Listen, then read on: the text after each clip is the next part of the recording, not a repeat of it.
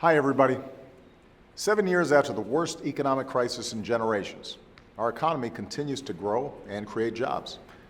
In fact, our businesses have created 13 million new jobs over the past 5.5 years.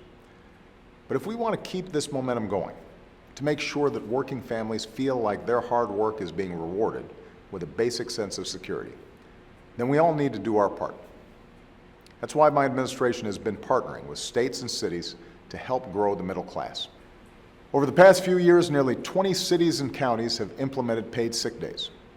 6 states have enacted paid sick days or paid family leave. 17 states and more than 24 cities and counties have raised their minimum wage. All of this will help working families. Folks are proving that preparing all our kids for the future doesn't have to be a partisan issue.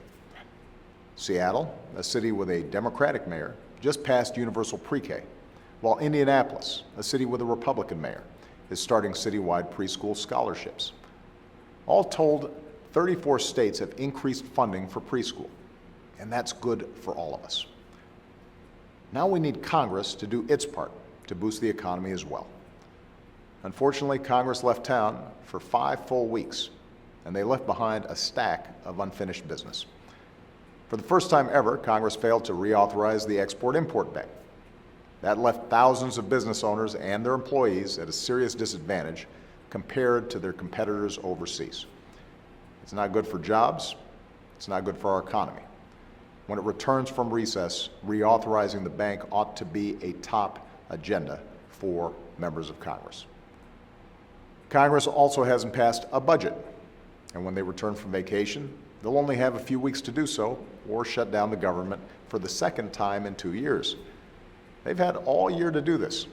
Months ago, I put forward a detailed plan to strengthen our economy and our national security in a fiscally responsible way.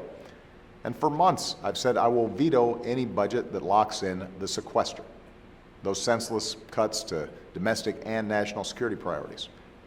Remember, we can't cut our way to prosperity.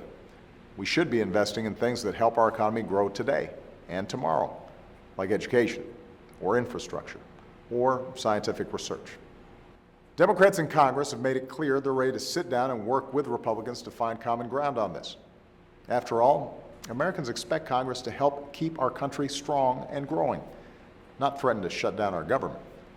When Congress gets back, they should prevent a shutdown, pass a responsible budget, and prove that this is a country that looks forward, a country that invests in our future and keeps our economy growing for all Americans.